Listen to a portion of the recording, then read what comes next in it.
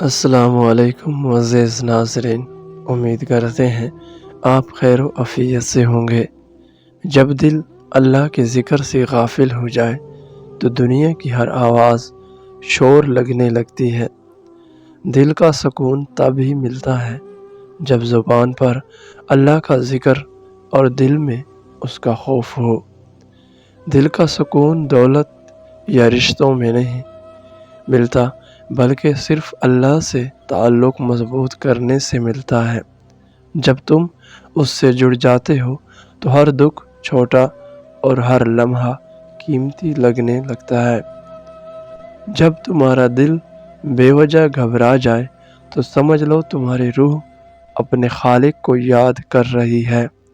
یہ وہ لمحہ ہوتا ہے جب اللہ تمہیں اپنی طرف بلا رہا ہوتا ہے۔ اپنے غم کو شکایت مت دو، بلکہ سجدے میں بدل دو۔ سکون خود تم تک چل کر آ جائے گا۔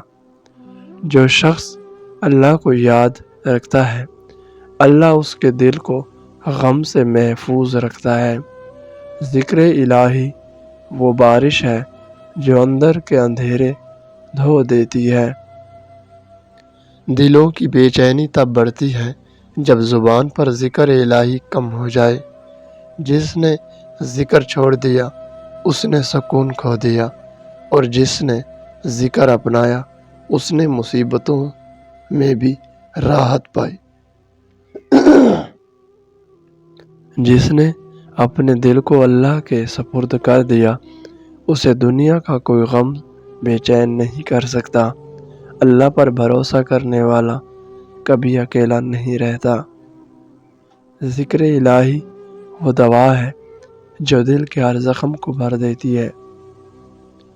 جب تمہارا دل ٹوٹ جائے تو اسے لوگوں کے پاس مت لے جاؤ، بلکہ اللہ کے حضور رکھ دو۔ وہی ہے جو دلوں کو جوڑتا ہے۔ جب بندہ گناہ کرتا ہے تو دل پر ایک پردہ چڑھ جاتا ہے، اور یہی پردہ اسے بے چین کر دیتا ہے۔ توبہ وہ روشنی ہے جو دل کے پردے کو ہٹا دیتی ہے۔ دل کا اطمینان عبادت سے نہیں بلکہ خلوص سے پیدا ہوتا ہے۔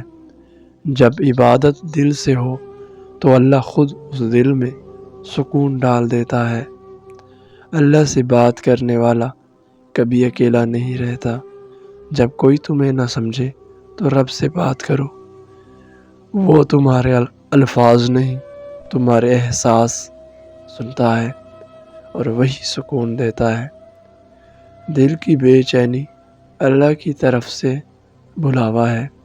وہ تمہیں یاد دلا رہا ہے کہ لوٹ آؤ میرے بندے، تمہارا سکون میرے ذکر میں چھپا ہے۔ اگر ویڈیو پسند آئے تو ویڈیو کو لائک اور شیئر کریں، چینل کو سبسکرائب کریں۔